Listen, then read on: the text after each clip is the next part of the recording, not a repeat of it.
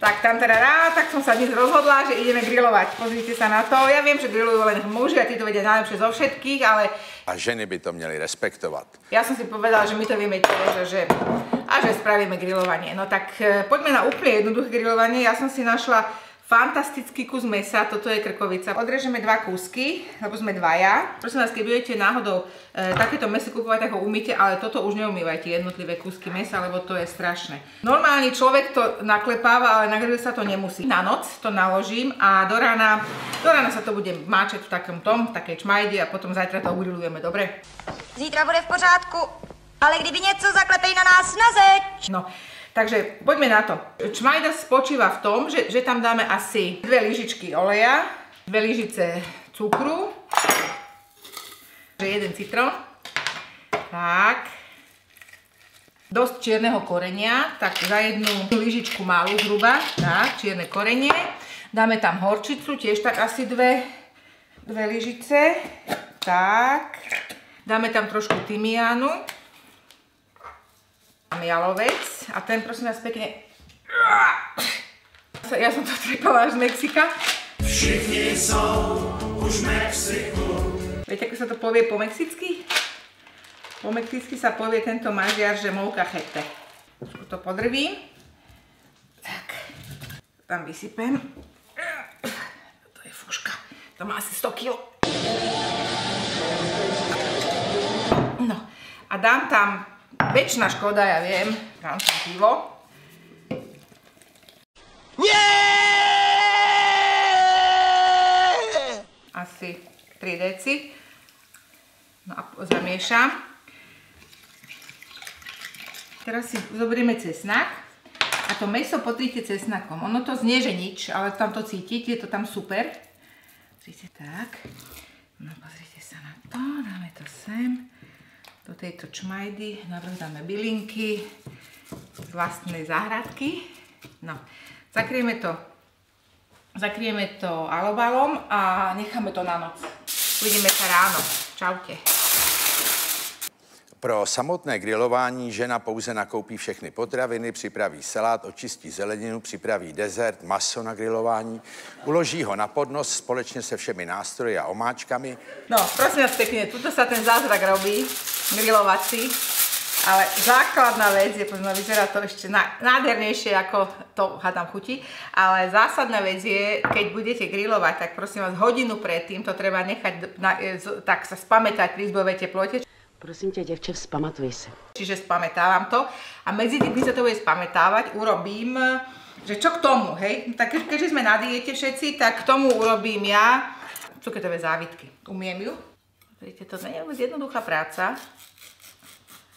Takto. Máme tu nejakých, sa mi zopár podarilo dobrých. Zoberieme si fetu. Feta je ovčí syr. Ale je dobrý, lebo je slaný. Nakrájam na také kocky. No nič ľahšieho nie je. Do každého slížika dám 1 kocku. A obalím tak. No, takže mám to. Tak, a teraz poďme na to. Prepichneme to takto. Dáme 1 paradajku.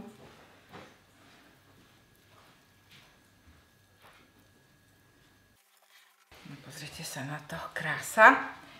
Wow! Ideme na ďalšiu. Tak. Tak. Tak. No, pozrite na to. Otočíme to takto, lebo sa mi to otvára. No. Všimli ste si jednu zásadnú vec, že to mäso nie je solené. Toto je hrozné, ja na toto nemám nikdy nervy.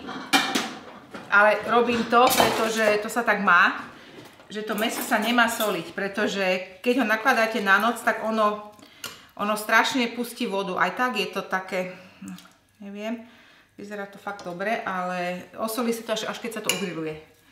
To je o nervy, takto vydržať, to je strašné, no ale tak už som sa to naučila. Takže grill sa mi zatiaľ dobre rozhorúčil, musí byť horúci ten grill, lebo to sa bude tak 6 minút grillovať, 3 a 3, možno že 4 uvidím, lebo sú dosť hrubé tie kusky, ale grill musí byť horúci, aby sa to ugrillovalo a nie aby sa to nejak uvarilo.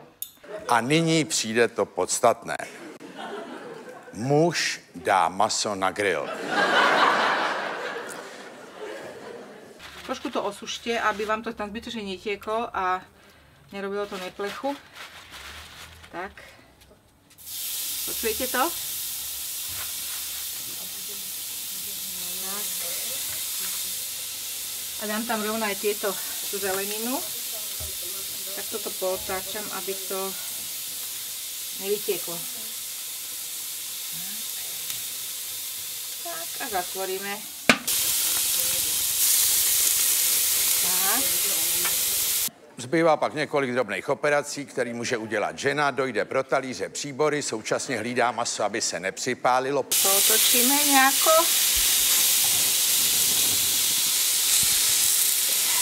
No a o chvíľku budeme mať báječné jedlo. Tak. Tak. Skúsim to nabrať nejako inteligentne. Výborne. Tak, dovidenia. No, pozrite sa na to. Idem to ochutnať, aké to je. Ale myslím si, že už teraz je to. Teraz tam treba urobiť zásadnú vec a posoliť to. Tak, normálne to posolte. Buď hrubou solou, alebo týmto. Normálnou solou. No, ochutnám to. Tak k tomu sa musí dať pivo, samozrejme. Ochutnám. No, prepečené, je to fantasticky. No, pozrite sa na to. No, čo je lepšie na svete? Nič. Bohovské. Dobrú chuť.